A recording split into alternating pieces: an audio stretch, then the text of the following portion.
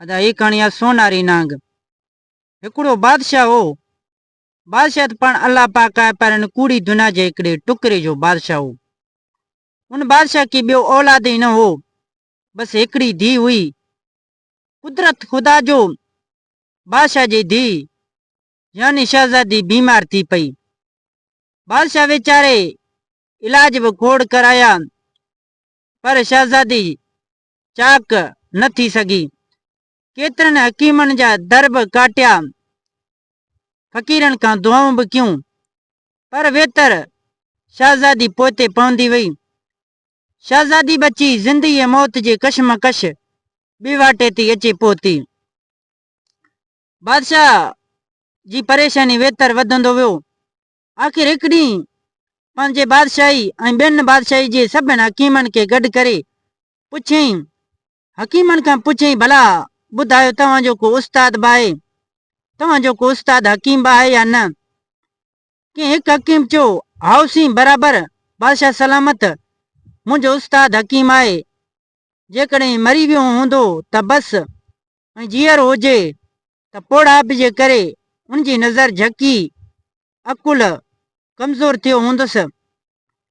बादशाह उन हकीम जी उहा ॻाल्हि ॿुधी बादशाह जे वज़ीरनि उन हकीम खे खयूं, ॾींहंनि जा बंदि करे उन पोड़े उस्ताद हकीम वटि पहुता।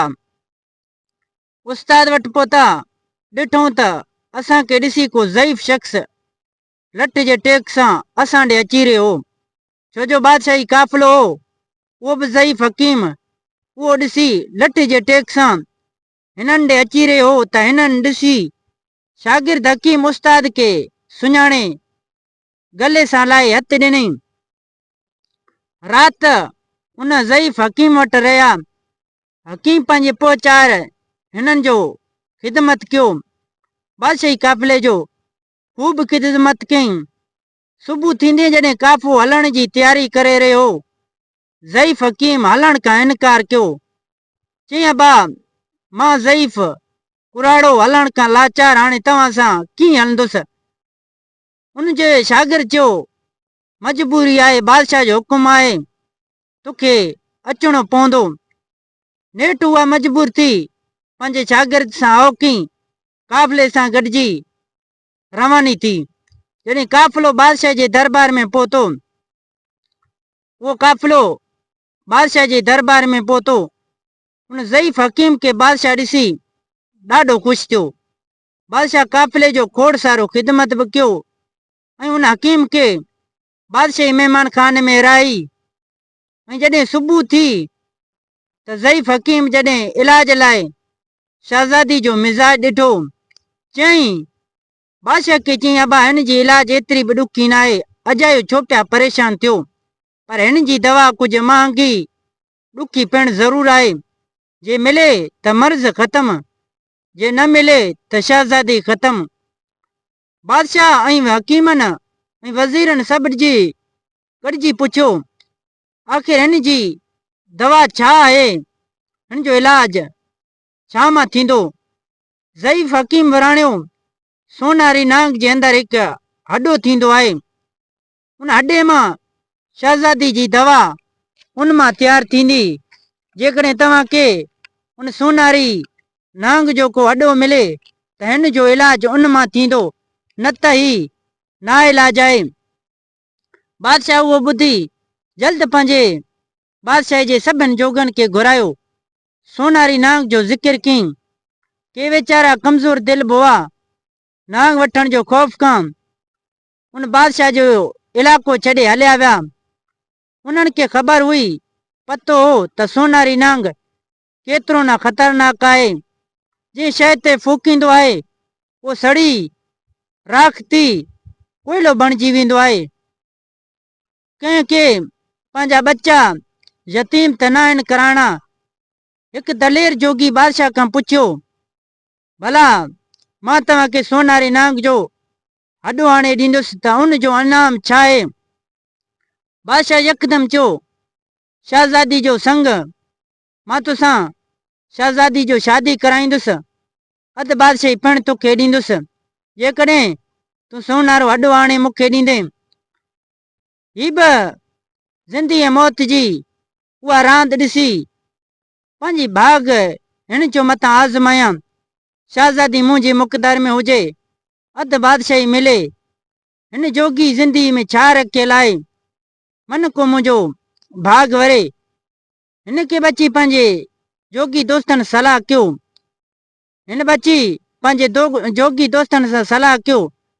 दोस्तनि संदसि मशवरो ॾिठो। असांखे ख़बर आहे तूं घोटु थियो आहीं, महिरबानी करे माठड़ी करे वे, ईअं न हुजे बिना बाह जी सजी न थी पवी। ही बि जोगी दोस्तनि जी उहा ॻाल्हि ॿुधी सख़्तु नाराज़ थी। कंहिं ॿेले मां लही पियो, कंहिं जबल जे टकरी ते चढ़ी हिन मुरली वॼाइणु शुरू कयो। ओचितो ॾिठई, उन जोगी ॾिठो ॿेले में का बाह भड़की पई। हिन खे जोगिन जी उहा ॻाल्हि यादि आई। जाई मथां बिना बाह जी सजी न थी पवां।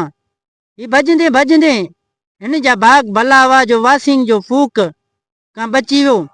पर भॼंदे भॼंदे हिन जी मुरली किथे किरी पई। उहो जोगी पंहिंजी सिर बचाए ऐं उन मक़सद में नाकाम रहियो।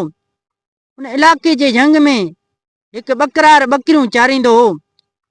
मंझंदि महिल कंहिं वण जे मथां चढ़ी उन ते बांसुरी वॼाईंदो हो ऐं माल विहारे पाण उन वण ते चढ़ी बांसुरी वॼाईंदो हो। पखी ऐं उन झंग में जेके बि वलाऊं हुआ सभु ॿुधी उन बांसुरी जी आवाज़ में ॾाढा ख़ुशि थी वेंदा हुआ।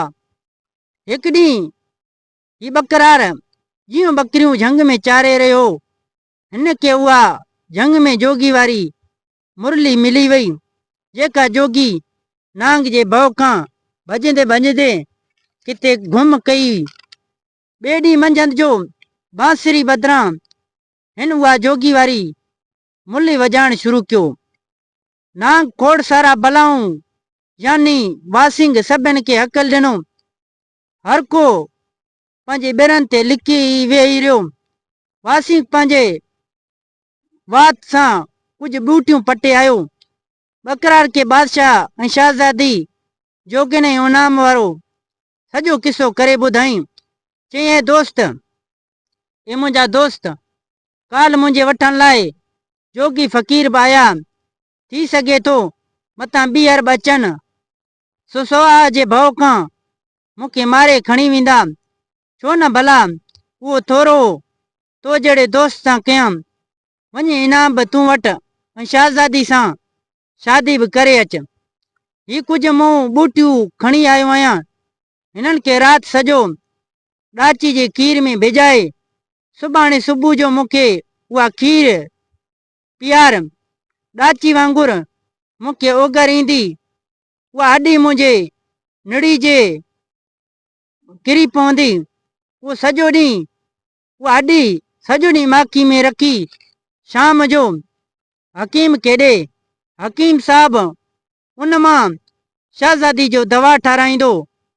ही मणियूं पंहिंजी चोली में सिबे छॾ, मथां घुम थी वञे ऐं बादशाह पंहिंजे अंजाम ते बादशाह न बीहे। सिर्फ़ु उन खे आंगुर फेराइजां, ऐं उते पहुची वेंदुसि। ही बक जी पकाई कंदे नांग सोनारे वटि खणी वियो। सोनारे खां हिन जी मुल पुछईं। सोनारे चिस, हिन नांग जी मुल बादशाह भरंदो, असां वटि हिन जी क़ीमत ई न आहे। ॿिए ॾींहुं बकरा नांग खणी शाही दरबार पहुतो। बादशाह ॾिसी ॾाढो ख़ुशि थियो। बकरार बादशाह खां इनाम जो पुछियो। बादशाह हिन खे इनाम जो सॼो किसो करे ॿुधायो। पोइ ॾाची जो खीर घुराई। सॼी राति उहा ॿूटी ॾाची जे खीर में भिजाए रखियईं ऐं सोनारी नांग खे पीआरियईं। नांग ओगर ॾेई उहा हॾी ॿाहिरि कढी सॼे ॾींहुं उन खे माखी में भिजाए वियो। ॿिए सुबुह उन हॾी खे हकीम हवाले कयो वियो। ज़ईफ़ हकीम उन मां शहज़ादी लाइ दवा तयारु कयो ऐं शहज़ादी चाक चङो भलो थियो। वासिंग यानी सोना रोना गुता हले वियो। हाणे शहज़ादी भी ठीक थियण लगी।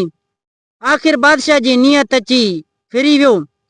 सोची हिन बकरार सां धी जी शादी कीअं करायां। नेठ हिन जी नियत फिरी वई। उते ज़ईफ़ हकीम बीठो। ते बादशाह खे समझायो, हिन वासिंग तुंहिंजे लाइ आंदो, बाक़ी तोखे कीअं छॾींदो। नेठ बादशाह डिरिजी वियो। ज़ईफ़ हकीम खे इनाम ऐं एज़ाज़ी पंहिंजे मुल्क मोकिलियो वियो। चंद ॾींहं खां पोइ वॾे धाम धूम सां शहज़ादी जी शादी उन बकरार सां कराए अधु बादशाही उन हवाले कई। हिते हिन कहाणी जी पुॼाणी थी। दोस्तों उम्मीद कयां थो त हीअ कहाणी तव्हांखे ज़रूरु पसंदि आयो हूंदो। कहाणी पसंदि अचण ते हिन वीडियो खे लाइक कंदा। जेकॾहिं तव्हां असांजे यूट्यूब चैनल सिंधी कहाणियूं ते नवां आया आहियो त चैनल खे सब्सक्राइब करे घंटी जे निशान ते ज़रूरु क्लिक कंदा। हिन वीडियो खे लाइक करे पंहिंजे दोस्तनि सां ज़रूरु शेयर कजो। दोस्तों मिलंदासीं नई कहाणी में। हिन वक़्तु अल्लाह हाफ़िज़।